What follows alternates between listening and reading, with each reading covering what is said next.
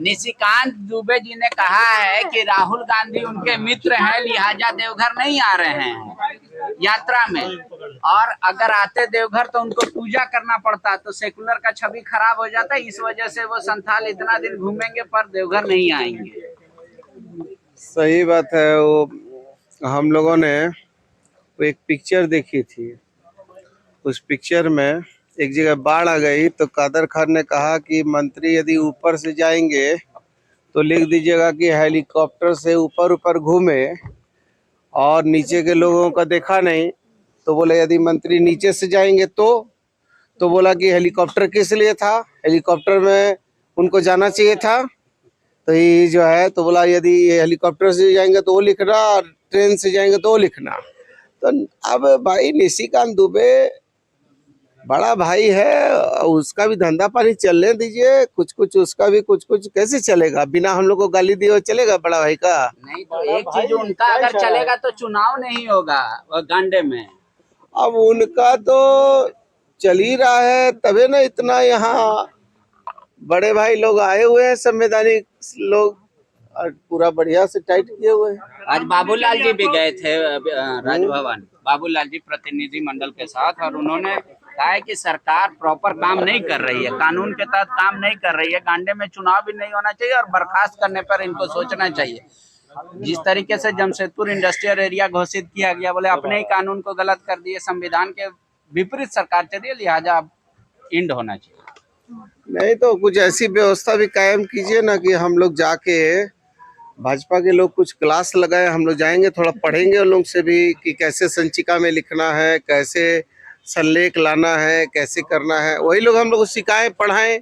वही लोग से विचार कीजिए कि कुछ हम लोग को कोई क्लास उलास कराएं, अच्छी बात है। अच्छा, राम मंदिर के लिए आपको न्योता मिला है क्या? अरे भैया राम मंदिर के लिए न्योता मिलेगा? मेरे मन में राम, कर्ण में राम, रोम रोम में राम है। राम मेरी आस है, मेरी सांस है, मेरे जीवन का उद्देश्य है। तो राम के प्रति हमको कोई न्योता देगा? तो 22 तारीख को आप जाइएगा? अरे भाई 22 को राम है, 24 को राम नहीं है, आज राम नहीं है। अरे कर्ण में राम, मन में राम, अभी भी तो राम है। प्राण प्रतिष्ठा। अरे प्राण प्रतिष्ठा वो क्या करे कि बोलने के लिए बहुत चीज बोला जा सकता है। मर्यादा पुरुषोत्तम श्री राम ने अपनी धर्म पत्नी जो माता सीता थी, उनके लिए अधर्मियों से लड़ाई लड़ा और धर्म की रक्षा की, पुरुषार्थ की रक्षा की, मानवता की रक्षा की।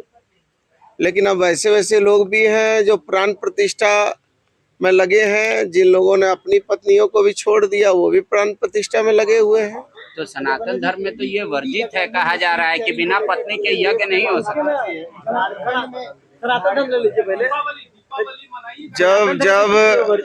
जब पुरुषोत्तम राम को जो हम लोगों ने हमारे धार्मिक किताबों में पढ़ा कि जब मर्यादा पुरुषोत्तम श्री राम ने यज्ञ करने की बात की तो जामवंत को भेजा था। वहाँ पंडित थे रावण उनके पास कि प्रभु श्री राम यज्ञ करना चाहते हैं, एक दिन जो है वो आके यज्ञ में शामिल हो। तो ये भी सुना कि माता सीता को रावण ने अपने पुत्र मेघनाथ से कहा कि जाके बिना यज्ञ में, पत्नी के बिना यज्ञ पूरा नहीं होता है। तो ये भी कथाओं में है कि माता सीता भी गई थी। तो हम तो मर्यादा पुरुषोत्तम राम को मानने वाले लोग हैं। अब हमको भगवान राम का पहाड़ा कौन पढ़ाएगा?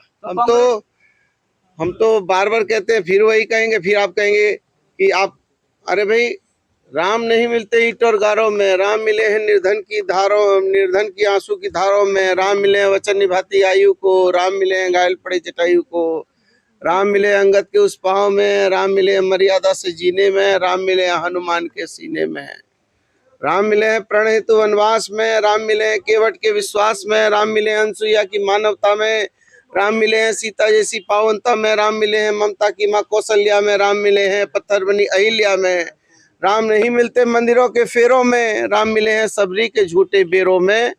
मैं भी सौगंध राम की खाता हूँ, मंदिर की कसम उठाता हूँ, मेरा पूरा भारत धर्म स्थान है, अब मेरा राम